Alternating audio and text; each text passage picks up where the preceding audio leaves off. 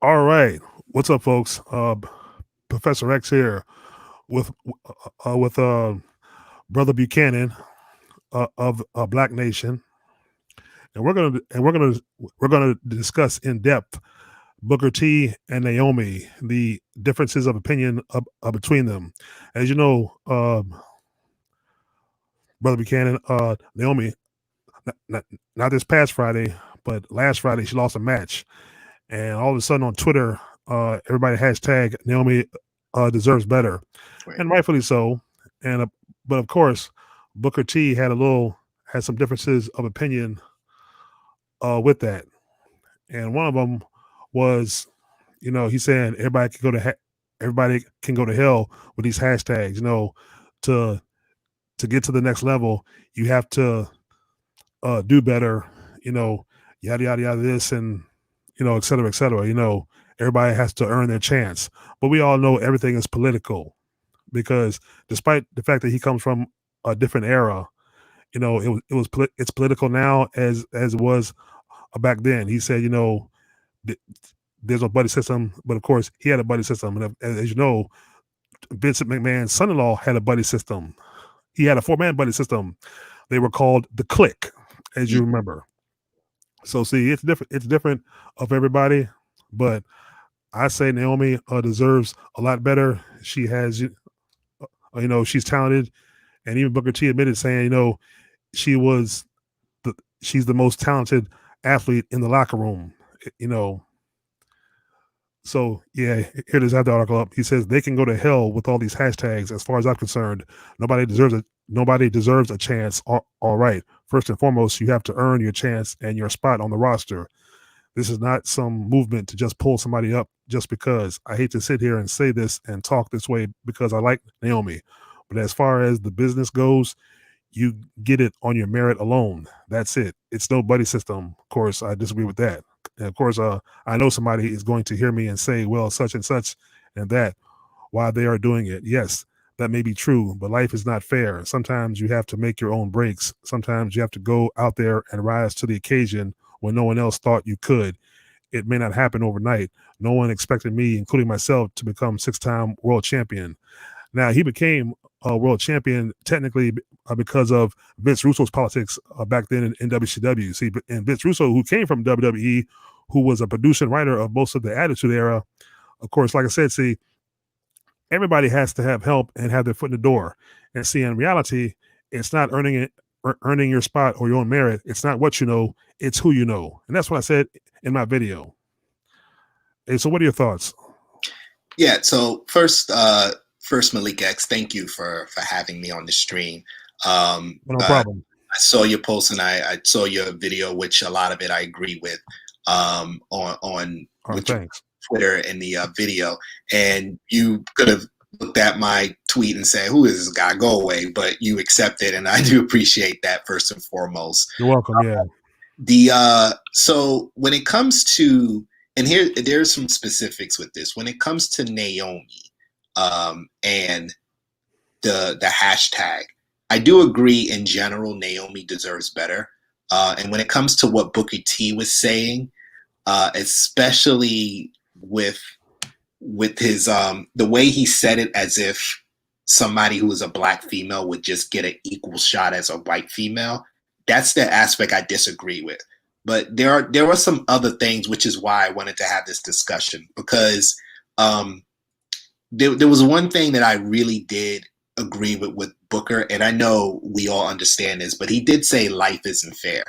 And what I mean by that is Naomi, and by the way, I'll say this, I haven't followed WWE in the last 2 years. I just got tired of the business. I was really surprised Kofi Kingston actually won the WWE Championship. I did not expect that to happen just by Vince's track record. But I'm dating back from my knowledge from early 2019 to 2015, if you will. And just, when Naomi was primed, she is the most athletic, and she is one of the best on that roster who doesn't get a chance. But she has had some, not a lot, some opportunities. And the one thing that, because and I'm this is coming from a real Naomi fan. I'm not somebody that just knows. I'm a real Naomi fan, and the reason I stopped watching is because I just couldn't take the way Vince runs his business anymore.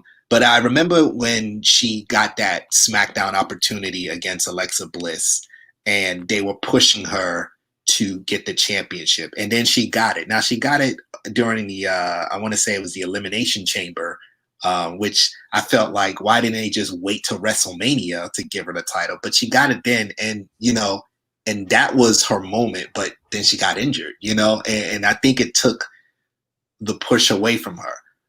Where I'm getting at is when Booker says, hey, these, you can go to hell with these hashtags, he said it in a very crass way.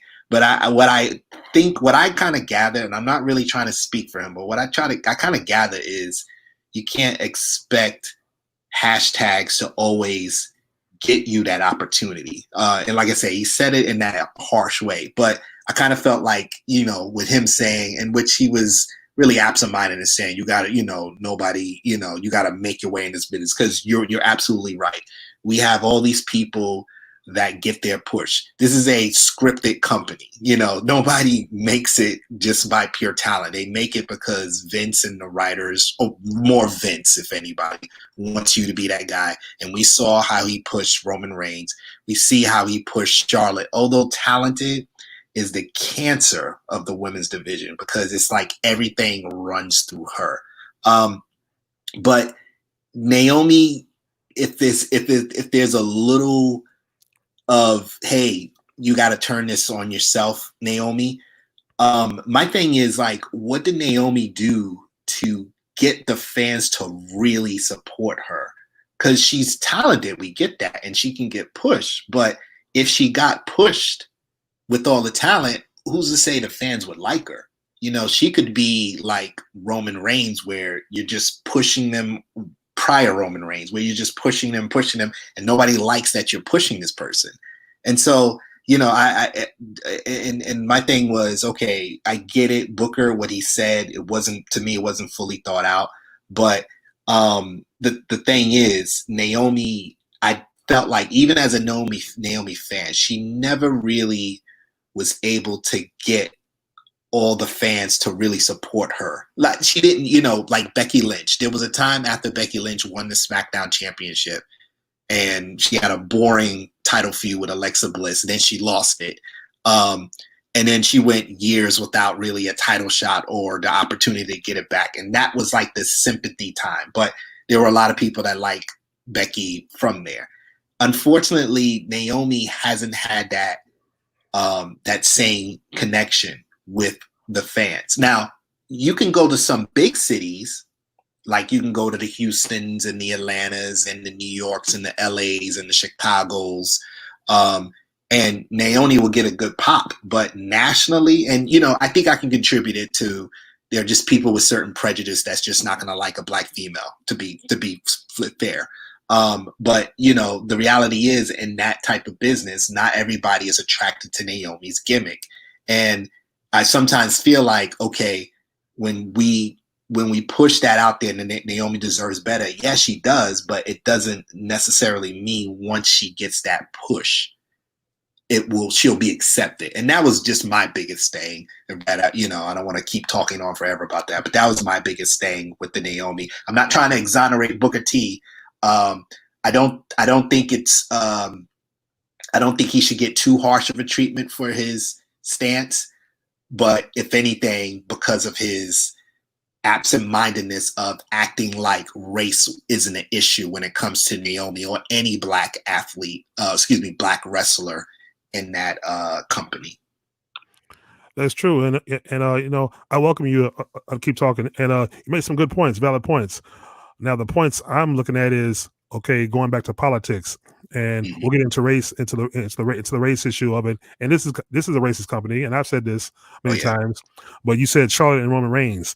Look at who Roman Reigns is related to, The Rock. That's why he got a push, because The Rock has pull, and Charlotte Flair is Ric Flair's daughter, and she's already a 16-time women's champion. Yeah. So see, that's what's in play. This is what Booker Is T she does 16 in the times? And I haven't been paying attention. She's she had the 16 times. Oh my yeah, she's had both women's belt. What she's had both women's belts on SmackDown and Raw already between both of them. See, this is what Booker T fails to talk about, and he doesn't acknowledge, because if he were to acknowledge that while working for the company, that would basically put him in the doghouse with the company. Now, as far as ethnic, and to me, it wasn't about a race issue really; it was just a political issue. But I did a podcast last night on Facebook, SmackDown Review, with another brother. Shout out to the Wrestle Chat Media and Tyshawn. That's his name. I want to introduce you. I want to introduce you to him as well. Okay. So sometimes. So the thing is, wrestling has the wrestling industry has never treated black wrestlers well. And the thing is, Stevie Ray did a podcast a couple of nights ago. Booker T's brother. He said even when Kofi had the title, Kofi was never pushed as the point man, even with the title. And the point man is one that's marketed, pushed out there. And look at Bobby Lashley, how he's been wasted. But the thing is, the way they're treating him is because of the way he left WWE the first time. Now he came back. Now he did the whole dancing thing and slapping his butt cheeks. I didn't like that. And then they put him in a pointless storyline with Lana. And now Lana's husband got released. So now they basically split him up. You know, they're getting a divorce, whatever, yada, yada, yada. But what I do like is they're letting MVP recruit him and now Shelton Benjamin for this black stable. They want to push it as a Nation of Domination a reboot, but that's a bad idea considering what's going on in the country right now, which I agree with. Don't make them the Nation, just make them a stable of MVP trying to get these black wrestlers some belt. And the one feud that was never pushed and never done, they should have did Bobby Lashley versus Brock Lesnar for the title. They never did that. That would have been gold in at WrestleMania, but they missed the boat. But again, Stevie Ray on his podcast said it's not going to happen because of how Vince and them work when you leave and come back.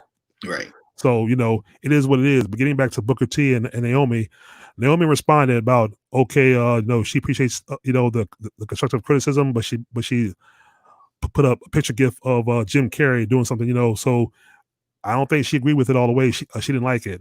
Yeah. So, and I agree with that. So, and the thing is, I believe she deserves better, but you got to remember also, men and women have always been secondary in wrestling, secondary pay on down the line. That's just the way it is. And she's a black woman. So you think they're going to push her to main event status, especially over Charlotte Flair? No, it's not going to happen. So I see it for what it is, so in that sense, yeah, it is a race thing, especially when she's like one of the few token black women in the locker room. I mean, you have the other one from NXT, but see, she's new and she's green. So you're not going to see her with a push anytime soon. But you know what? If you would pair her, Naomi, and maybe Tamina Snuka into a women's faction, that would make some noise too. And if you would do it under MVP, then MVP would have a black woman and a black man faction. It would be a whole collective group. I see that would be good, but see, you know what? That's too much soul united for WWE, for Vince. So, so see, but see, that'd be awesome. See, I got ideas. You could do all that. Right. No, I totally agree. I absolutely agree, and I want to get back to the Naomi piece. Okay. Especially with but because you touched on something with the title reign, and I think the other point, because I know even though Booker T didn't say anything about her, I think we can't, and I know you're not, but I think we can't underestimate the negative impact that Charlotte has on the women's division. See, I'm a fan. I became more of a fan of women's wrestling with the WWE because I like just seeing them exceed expectations. And so because Charlotte was just so dominant for so long and placed in that, I shouldn't say dominant, but placed in that position to be dominant for so long, it just really took my interest away because like I said, I had so much passion for Naomi. When you think about Naomi's first, or if you want to say technically second title reign, because, she beat Alexa Bliss at Elimination Chamber. She had to relinquish the title, and then she won it back at WrestleMania. So afterwards, Charlotte goes to SmackDown. And if anybody was really paying attention to that whole 2 or 3 months, when you're the champion, you should have the storylines revolve around you. But it all revolved around Charlotte. If you remember that stupid gimmick they had, the welcoming committee, that was about Charlotte. Of course, yeah. You know, week after week, Naomi helping Charlotte. Like Naomi's the champ. She don't need to go out of her way to help Charlotte. And then what did they do? Because they were building toward the women's Money in the Bank ladder match, which was good. But Naomi had a feud with Lana. Somebody fresh. I mean, Lana's been around as a manager, but she goes to NXT, gets her training, and then all of a sudden she's challenging Naomi. Like Naomi had a wasted title run, which really upsetted me. And technically, they should have been building Naomi versus Charlotte at that SummerSlam, but they eventually changed it to Naomi versus Natalya. And so even when this is where part of my problem, where I agree with you more with Booker T, what he was saying, because even though Naomi did get the chance to have a title reign, it was so non-existent. You had people that was more on Lana's side because she, in their eyes, she's a beautiful white woman, and so they'll go to these small towns like in Texas and they're cheering Lana versus cheering the better wrestler, which is Naomi. Of course, yeah. You know, it was such, you know, but it's really, I think it's really on somebody like Charlotte that even when she's not in the title position and she controls the politics of the women's division, like it's like nothing can run through her. And they weren't, you know, I know I'm going through a whole timeline. They obviously, when Ronda Rousey came in, the whole idea was to build toward Ronda Rousey versus Charlotte. But Becky Lynch, you know, nobody was paying attention to the sympathy. I was paying a lot of attention to it. Nobody was paying attention to the sympathy for Becky Lynch because she kept losing. Like she was the underdog, but she kept losing. No title shot, kept losing, and it just boiled over to it. Once she turned heel, it was like, okay, you know. And I saw that coming like almost a year or so ago. And you know, my problem is I don't think Naomi could have that same effect like Becky. But this is something where they have to find a way, and that maybe not just for Naomi, you know, because after Naomi, Ember Moon became my favorite. I just like the black female wrestlers, Bianca Belair.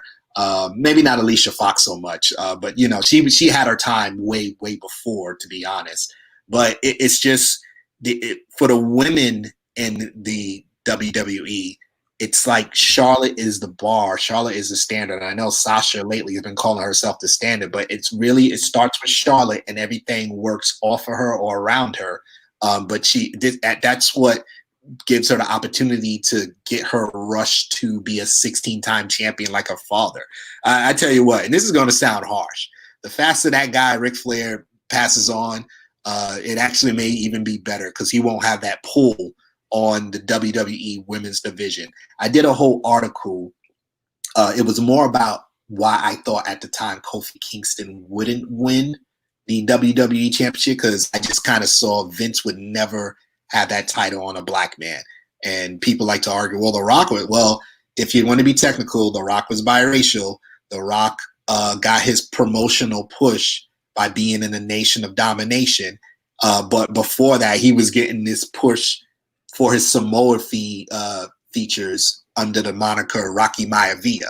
You know, he had to turn heel and get popular with a bunch of black guys in order to rise his popularity. And nobody really talks about that. But anyway, I digress. But really with Booker T, you know, I am more slightly disappointed in him, but I do understand some points of what he was saying, because it's just Booker T, like, yeah, sure, nobody thought you would be a 6-time champion, but you gotta see the terrain for what it is. You gotta understand it's a scripted company. You gotta understand there were many people, it really meant Naomi, who put in the work. Kofi put in the work, got cheated.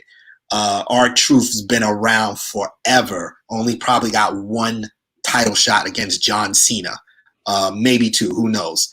And they put in that work, but for you to just blindly say, yeah, you know, nobody is not given to anybody in this business. Yeah, it is. It was. I watched one of your reviews on Alexa Bliss. It was given to Alexa Bliss. You know, like, I mean, she and you know, I credit Alexa Bliss more than I do Charlotte, because at least Alexa had enough class to get pinned by Naomi. But I generally think Charlotte doesn't want to get pinned by any black woman. I mean, I don't think I've ever seen that happen since her entry. And I wrote, like I said, I wrote about that in my article on the Black Nation. But anyway, just to turn it back over to you. It's just so hard to really root for this company sometime because of some of the, and it's not blatant racism anymore, but some of the covert racist tendencies they have in the behind the scenes politics. It is a lot of politics too.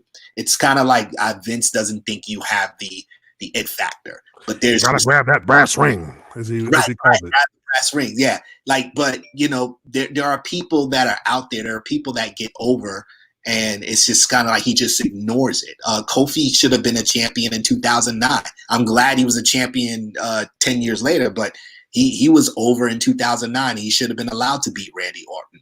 When Shelton Benjamin originally came in, I saw they were pushing him, and that was good. And, you know, did I expect him to get the WWE championship? No, but it's kind of like, I don't know why he loses faith in some of the black athletes so quickly, or doesn't have faith in them at all.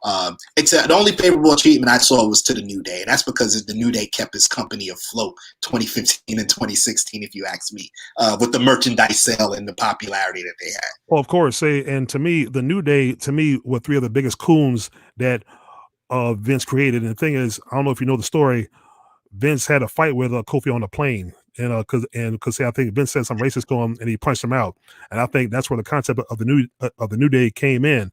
Cartoonish characters, unicorns, cereal, bootios, you know, and now pancakes. So see, that to me, all he wanted was three black characters, and to push him as cartoonists, always smiling, always hip hopping, and you know, to go further as far as, you know, racism. This is a racist company, and I'm pretty sure you know who Jordan Miles is. ACH. Remember that T-shirt that came out? Mm-hmm. I did a video on that. I got attacked by so many so-called friends, and I responded to one guy, a guy named Brad Rules, and I called him a certain word, which I'll say here on the air because it's my channel, and I can say what I want, like everybody else out there can saying. I called him for what he sounded like and for what he was, and basically I got sent a post on Facebook about him. Apparently he supported these Confederate racist history figures who associated with the Confederate flag. So I said right here again, I called him, and to me that proves that's what he is, a cracker. And I said the cracker rules not. So so with that being said, Vince will never push or support a black champion, and The Rock was never pushed or meant to be a black champion. He was always meant to be Samoan, and his physical appearance alone, by his mother's side, is Samoan, despite his father being Rocky Johnson, who was black. Right. So it is what it is there. And see, R-Truth had a better push in TNA when he was serious, but when he came to WWE and he feuded with John Cena, you know, we saw Little Jimmy. And from there, it just became comic relief, and it's been comic relief. And like I said, that 24/7 title was a bullshit comic title right off the bat. So, and Booker T, I got to say, became the resident houseboy, a butler to WWE. That's why he's saying what he's saying. He's not going to say, you know, anything that has to be said or anything real, because it is what it is. Now, I understand the era he came from, but like I said, that was politics too. And like I said, between a man and a woman, the man is always going to be become first. Mm-hmm. Now, if the time should come, if Naomi could get to that next level, and Booker T said the offer still stands to help her, but she's doing fine on her own. But she's not going to get any farther than what Vince McMahon will allow her to get. And Vince McMahon is always going to cater to his fan base, his white fan base, like Trump caters to the majority of the public. That's just the way that is. Right. And, you know, we just have to take it for what it is for now. It's not going to change anytime soon. Right. Unless, go ahead. I'm sorry, brother. You were talking about ideas, you know, like I can't tell you how many times I fantasize of if I had the capital, if I had the money to make an all women's wrestling league. Cause I feel like that's something I could, you know, just, and you and really your how talented you are. And there's another thing Booker T said that I do think deserves a little bit of attention to it. But he said the performance, and what he was saying with the performance was speech wise.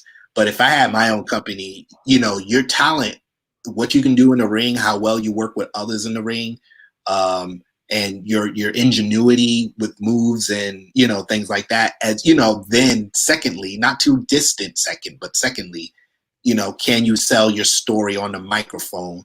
That would be the basis of who's the best and who's the worst in this company. And the people that they, as popular as Becky Lynch is, the Irish accent used to work against her. Now they just, now she's awesome and amazing. I mean, I get it, she's pregnant or whatever. But back then the Irish accent used to work against her with mic promos, and which with Alexa Bliss, when they propped her up, it was all because she knew how to tell a story. She knew how to be this really privileged type of girl, and but with absolutely like zero to no talent. And I remember on one of your other videos, you were talking about Alexa Bliss, and this company just has it so backwards, because when you think about it, and I can't remember the year, but when they first started the brand split, let me get to the center of the screen. When they first started the brand split, they bought up on SmackDown. They bought up Nia Jax, they bought up Carmella and Alexa Bliss, and those were obviously talented out of NXT at that time. And so, and they weren't the most talented in the ring. They weren't, only Alexa, Carmella was kind of good on her mic, but it's just like, okay, how are you going to sell this?